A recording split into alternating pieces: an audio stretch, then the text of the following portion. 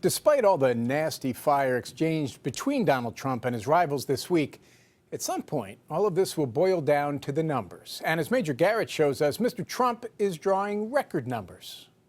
The biggest story in all of politics is what's happening to the Republican Party, and I'm getting zero credit for it.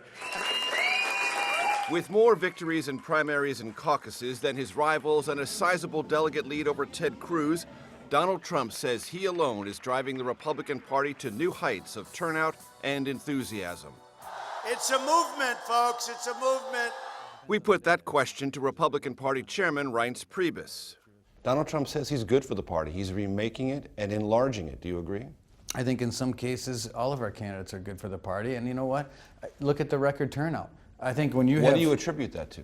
I attribute it to, in part, Donald Trump, but I also attribute it to campaigns that are very serious. And it's also the interest in the Republican Party. The numbers back him up. Through the same 13 contests in 2012, voters have cast about 1 million more ballots for Trump than 2012 Republican nominee Mitt Romney. Trump and his bombast may also be driving turnout another way, against him. Cruz and Marco Rubio trail Trump considerably, but their vote totals compare favorably with Romney's. Cruz has won slightly fewer votes than Romney, while Rubio's vote total is more than 100,000 ahead. Romney, meanwhile, this week called Trump a menace to the party and a threat to democracy. He's playing the members of the American public for suckers. He gets a free ride to the White House, and all we get is a lousy hat. Carl Buss participated in today's Kansas caucuses. They're saying the Republican Party is not unified. Yes, it is. Look how many votes in the primary has been so far that are Republicans we never had before. I'm standing in this line for the first time because of Donald Trump.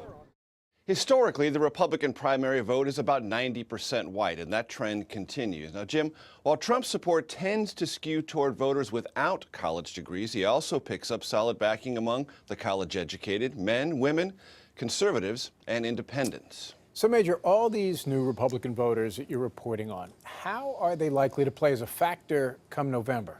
Well, here's some numbers to consider. White voters made up 72% of the electorate in 2012, and President Obama lost the white vote by a larger margin than any winning candidate in American history. Now, Trump, Cruz, and Rubio are attracting more voters, most of them white. Now, adding voters always increases the chances of victory. But Trump's campaign, should he become the nominee, could also increase minority turnout for Democrats, thereby erasing Republican gains. And then, Jim, there is the question of GOP unity behind a Trump-led ticket, and that is clearly unanswered. Major Garrett reporting for us tonight from Washington. Major, thank you very much. Sure. Stay with CBS for continuing campaign 2016 coverage. Hillary Clinton, Donald Trump, and Ted Cruz are among John Dickerson's guests tomorrow morning on Face the Nation.